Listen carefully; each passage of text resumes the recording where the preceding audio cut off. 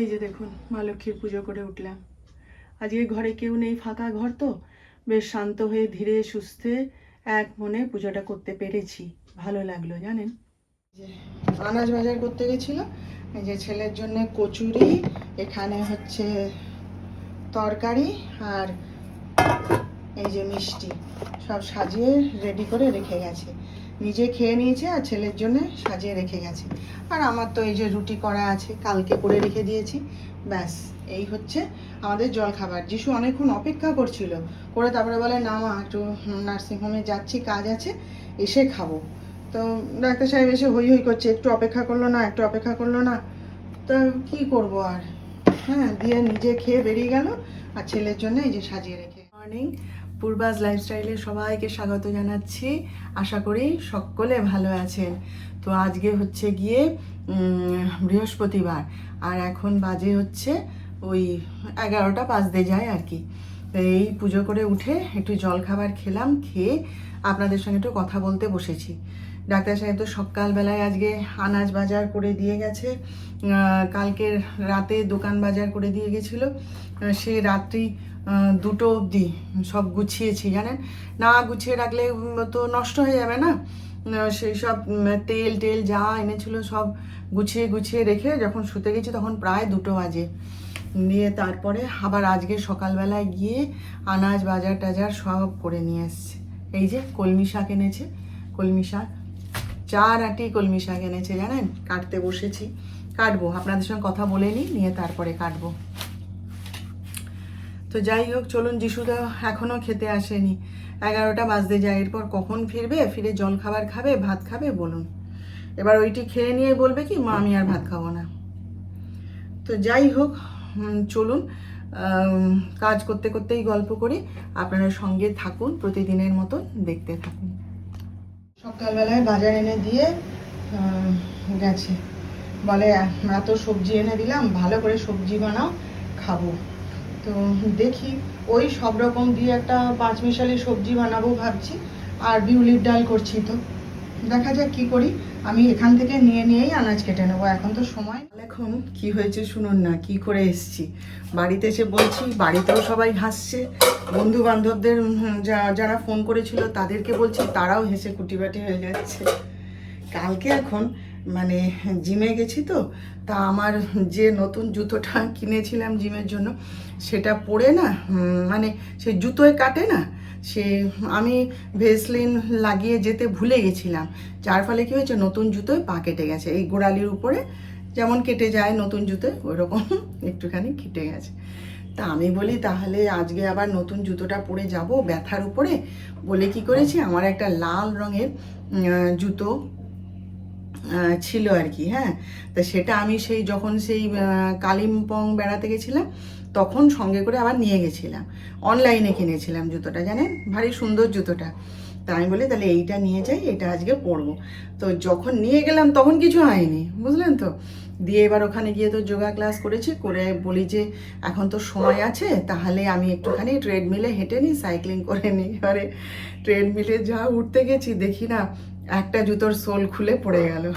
আমি বলি কি হলো এটা, দিয়ে তারপরে আমি ঠিক আছে, আমি বলি এইভাবে তাহলে কি আর ট্রেডমিলে উঠবো, তাহলে জুতো রেখে দিয়ে খালি পায়ে উঠি।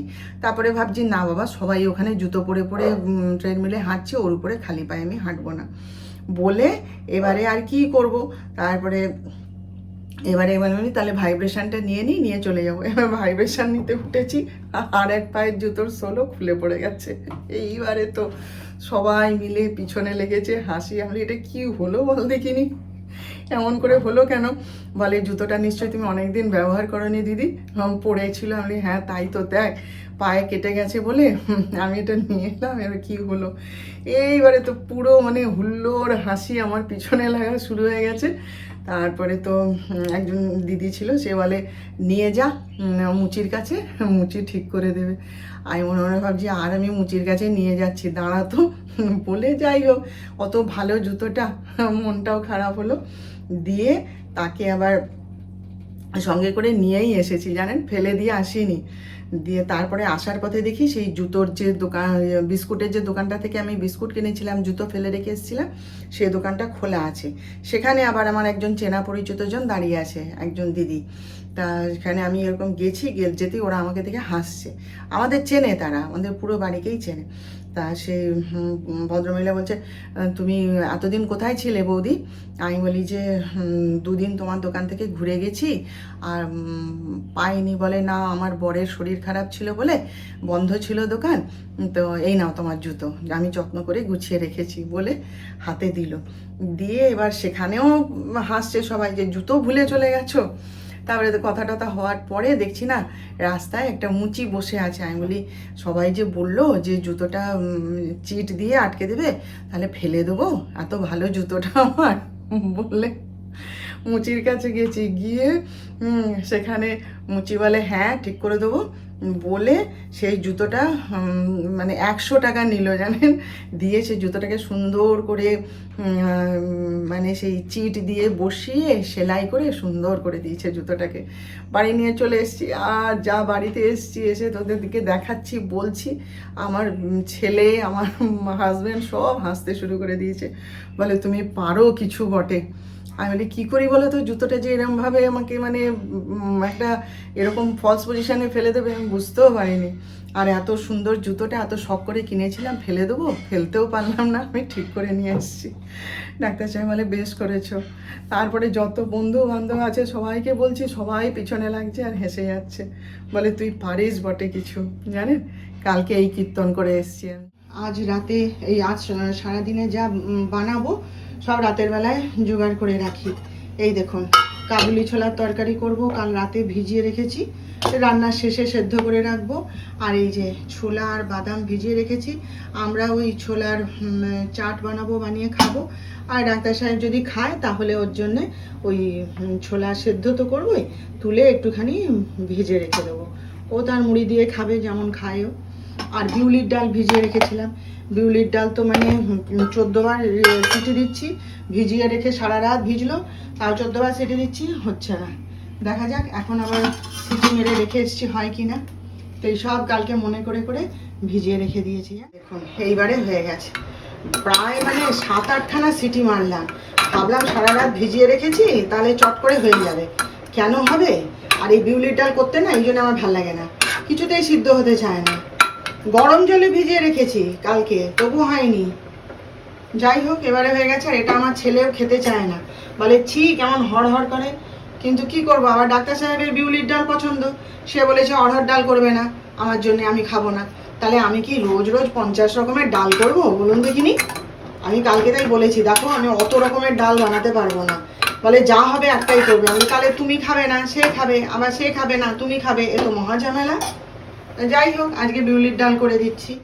একবার দেখিয়ে দিই কি কি রান্না করলাম। হ্যাঁ, এখানে মাছ ভাজাই করে রেখেছি, আর ঝোল ঝোল করিনি। এই যে সব রকম দিয়ে 5 মিশালি একটু সবজি করেছি, যিশুর জন্যে ডিম ভাজা, আর এই হচ্ছে কলমি শাক ভাজা করেছি, এটা হচ্ছে বিউলির ডাল। আর এই হচ্ছে ওদের দুজনের জন্যে আলু ভাতে মেখেছি। অনেক দিন ওদের আলু ভাতে করে দিইনি, সেই জন্য আজকে একটুখানি আলু ভাতে বানিয়ে দিলাম। এবার যিশু চান করতে গেছে, আসুক, এলে পরে খেয়ে নেবো দুজন। এই যে দেখুন, সেই সকালবেলাতে ছোলা বাদাম সেদ্ধ করে রেখেছিলাম না, তো ডাক্তার সাহেব খাবে না ছোলা সেদ্ধ, তা আমরা এই একটু ছোলা মাখা বানাই। এই যে শসা, লেবু, হ্যাঁ আমার বান্ধবীর গাছের লেবু, টমেটো, লঙ্কা, তারপরে এই যে আজকে ধনে পাতাও নিয়ে এসছে একটুখানি, ধনে পাতা সব দিয়ে এটা মাখাবো।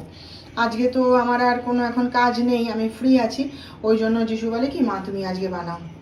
তো ঠিক আছে, বানিয়ে দিই। আমি এইমাত্র জিম থেকে ফিরলাম এই একটু আগে, তা আগে এটা রেডি করে দিই, তারপরে অন্য কাজ করব। আর ডাক্তার সাহেব খাবে না, কেন কি এইমাত্র এসে সে ভাত খেয়েছে এই 6টা 6:30টার সময়। তো ঠিক আছে, হ্যাঁ বানাই এটা। এটা এখন আমার সঙ্গে আমার ছেলেরও খুব প্রিয় খাবার হয়েছে জানেন, ছোলা মাখা। দোকানেও মাখা অন্যরকমভাবে, সে ভাল লাগে না খেতে, বাড়িতে মাখালে না খেতে যেন বেশি ভালো লাগে জানেন। ও পেঁয়াজটা নিতে ভুলে গেছি। ঠিক আছে, চলুন রেডি করি, তারপর দেখাবো। হ্যাঁ, হয়ে গেছে আমার ছোলা মাখা রেডি। যিশুর এইটা, এতে একটুখানি চানাচুর ছড়িয়ে দিয়েছি, আর চাট মশলাও দেবে কিনা জানি না, এই যে মাখিয়ে দিয়েছি, দিয়ে ওকে দিয়ে আসি। এটা ভীষণ ভালো লাগে খেতে। অনেকটা পানি ছোলা ভিজিয়েছিলাম তো, অনেকটাই রয়ে গেছে এখনও, বেশ কিছুটা জানেন। আসলে ডাক্তার সাহেবও খাবেন বলে ভিজিয়েছিলাম, ওই জন্য বেশি হয়ে গেছে। থাক, ফ্রিজে থাকবে, যার যখন দরকার খেয়ে নেবে। আর এটা আমারটায় এখনও চানাচুর মেশাইনি, কেন কি আমি আসি কাজকর্ম সেরে, তারপর যখন চা খাবো তখন দেবো চানাচুর, কারণ এখন দিলে তো নরম হয়ে যাবে না, এখন চাপা দিয়ে রেখে চলে যায়। আর এটা আমার যিশুকে দিয়ে আসি। ঝুরি ভাজা হলে ভালো হয়, তাই না? সে নেই এখন, ওই জন্য একটু চানাচুরি দিয়ে দিয়েছি। ছোলা মাখা খেয়ে এই যে চা বসিয়েছি, লিকার চা। আমি একাই খাবো, কারণ আমার ছেলে লিকার চা খায় না। সে ব্ল্যাক কফি খায়, কিন্তু লিকার চা সে একদম খেতে চায় না। তো দুধ চা তো আমি দেবো না, কারণ ওই ছোলা মাখা খেয়েছে, লেবু দিয়ে টিয়ে বানিয়েছিলাম, ওই জন্য দেবো না, দুধ চা ওকে দেবো না। খেলেই এক্ষুনি অ্যাসিড হয়ে যাবে জানেন। তা আমি বলি তাহলে চা খেতে হবে না, ছেড়ে দে বলে এই যে নিজের জন্য একটুখানি লিকার চা বসিয়েছি। আমিও দুধ চা খাবো না আজকে, হ্যাঁ লিকার চাই খাবো, কারণ ছোলা মাখাটা খেলাম তো দারুণ হয়েছে খেতে জানেন। আপনারাও মাঝে মাঝে এরকম বানিয়ে খেয়ে দেখবেন, দারুণ লাগে খেতে। রান্না করছি এখানে, আপনাদের সাথে কথা বলছি, বাইরে কি আওয়াজ জানেন, ঢিপ ঢাপ করে আওয়াজ, কি একটা খসে পড়ার শব্দ বুঝতে পারছি। তারপরে এখন গেটে তালা দিতে গিয়ে, খাওয়া দাওয়া হয়ে গেছে, এখন গেটে তালা দিতে গিয়ে দেখি না দুটো নারকেল পড়েছে মাটিতে, আর হয়েছে নারকেল পাতা খসে পড়েছে। এগুলো না এখন আমরা ঘুরে বেড়াচ্ছি, এখন ধরুন না কেন সেরকম মানে এখন তো 10টা সাড়ে 10টা বাজে, তো এখন ওগুলো পড়লে না বুঝতে পারি অসুবিধা হয় না, কিন্তু যখন রাতের বেলায় ওই রকম আওয়াজ হয় না, আর নারকেলগুলো সব পড়ে না গড়িয়ে যাবে জানেন তো কীরকম তখন একটা আওয়াজ হয়, আর ভয় লাগে। মাঝ রাত্রি তখন ওরকম আওয়াজ হলে ভয় লাগে না বলুন? এখন যেমন অভ্যাস হয়ে গেছে, প্রথম হতো। তা এখন রাত্রেবেলায় তো গাছের তলায় আমাদের যাওয়া বারণ, আমাদের শাশুড়ি মা বারণ করে দিয়েছেন একদম স্ট্রিক্টলি, সেই জন্যে ওখানে পড়ে আছে, থাক, সকালবেলায় যদি থাকে তখন দেখা যাবে। আর মা কি বলে জানেন তো, দাঁড়ান 1 মিনিট। রাত্রেবেলা কেন, সন্ধ্যা হলেই গাছের তলায় যাওয়া বারণ, সেই বিয়ের পরপরই মা বারণ করে দিয়েছিল। আবার এই দিক দিয়ে যদি কোনো খাবার টাবার নিয়ে আসতে হয়, মা কি বলে বলুন তো, উপরে একটা লঙ্কা দিয়ে দেবে, খাবারের উপরে লঙ্কা দেবে, কিংবা আঁচল দিয়ে চাপা দেবে, দিয়ে ঘরে ঢোকাবে। মা বলে যে বড় কর্তা বিশ্রাম নেন অশ্বত্থ গাছে বসে, মানে বড় কর্তা মানে জানেন তো ব্রহ্মদত্তী, গাছের উপর উনি পা ঝুলিয়ে বিশ্রাম করেন, ওই জন্য সন্ধ্যাবেলায় তাকে বিরক্ত করতে নেই। তো আমরা জানি সায়েন্টিফিক কজগুলো তো আমরা জানি, তাই না, যে রাত্রেবেলাতে গাছ কার্বন ডাইঅক্সাইড ছাড়ে, অক্সিজেন নেয়। ঠিক আছে, আমরা বর্তমান যুগের, আধুনিক যুগের শিক্ষিত ছেলে মেয়েরা, মানুষেরা আমরা জানি ওটা, কিন্তু দেখুন এই যে আগেকার যুগের মানুষেরা বা গ্রামের মানুষেরা এই যে সমস্ত সংস্কারগুলোকে মানে, আমরা বলি কুসংস্কার ঠিকই, কিন্তু এই যে তারা সংস্কারগুলো মানে, কিন্তু তাতে কিন্তু তাদের কোনো ক্ষতি হয়নি কোনো দিন, তাই না? আমরা এখন আধুনিক মনস্ক হয়েছি, শিক্ষিত হয়েছি, আমরা এখন অনেক কিছু জেনেছি, আর আমাদের সমস্যাও সেরকম অনেক, তাই না? কিন্তু দেখুন পুরোনো যুগের মানুষেরা কিন্তু এই সমস্ত, তারা তো আর সায়েন্টিফিক কারণগুলো বুঝতো না, তাদেরকে এইভাবে বোঝানো হতো। তো তারা যে এইগুলো সব মানতো, তাদের কি কোনো ক্ষতি হয়েছে বলুন? বরং তারা অনেক বেশি সুস্থ থাকতো আর ভালো থাকতো, তাই না?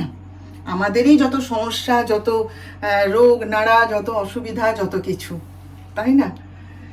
যাই হোক, চলুন, হ্যাঁ আজকের মতন রাখছি।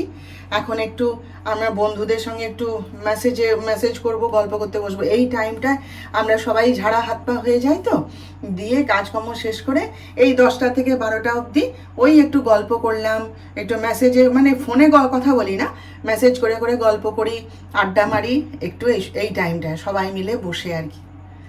তাহলে চলুন, আবার দেখা হবে আমাদের। আজকের মতো রাখলাম, আপনারা সবাই ভালো থাকবেন, আর আজকের ভিডিওটা ভালো লাগলে একটা লাইক, শেয়ার ও সাবস্ক্রাইব করে প্লিজ জানিয়ে দেবেন।